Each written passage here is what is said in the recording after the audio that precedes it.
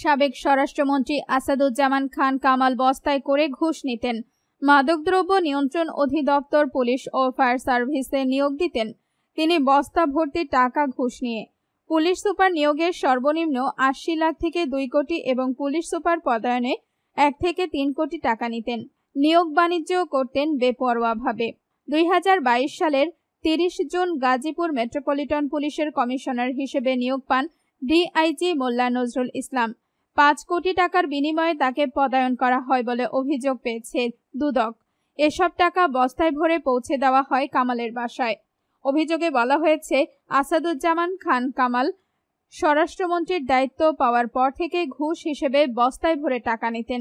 দুদক সূত্রে আরও জানায়, ফায়ার সার্ভিস ও সিভিল ডিফেন্সে কোনো সার্কুলার হলেই সাবেক এই মন্ত্রীর দপ্তর থেকে একটি তালিকা পাঠানো হতো। সেই মোতাবেক তাদের নিয়োগ দিতে ফায়ার সার্ভিসকে বাধ্য করা হতো। ২০২৩ সালের অক্টোবরে ৫৩৫ জনকে নিয়োগ দেয় ফায়ার সার্ভিস ও সিভিল ডিফেন্স অধিদপ্তর। এর মধ্যে ৪৩৬ জন পুরুষ ফায়ার ফাইটার, ১৫ জন নারী ও ৮৪ জন গাড়ি চালক।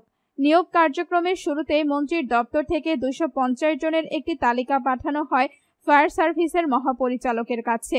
সাবেক ওই মন্ত্রীর নির্দেশে সেই তালিকা অনুযায়ী নিয়োগ দিতে বাধ্য হয় ফায়ার সার্ভিস। নিয়োগের জন্য জনপ্রতি ৮ থেকে ১২ লাখ টাকা ঘুষ নেওয়া হয়েছে। কক্সবাজারের মেরিন ড্রাইভে 5 স্টার হোটেল নির্মাণের জন্য আসাদুজ্জামান খান কামাল ৩০ বিঘা জমি ক্রয় করেছেন। ঢাকায় রয়েছে একাধিক বাড়ি ও গাড়ি। এসব সম্পদ তিনি তার ছেলে জ্যোতির নামে করেছেন। ডক্টর হারুন অর রশিদ অবসরে গেলেও এই মন্ত্রণালয়ের সব ঘুষ দুর্নীতি নিয়ন্ত্রণ করতেন তিনি। ঝুঁকি এড়াতে টাকাগুলো পাঠানো হয়েছে দেশের বাইরে।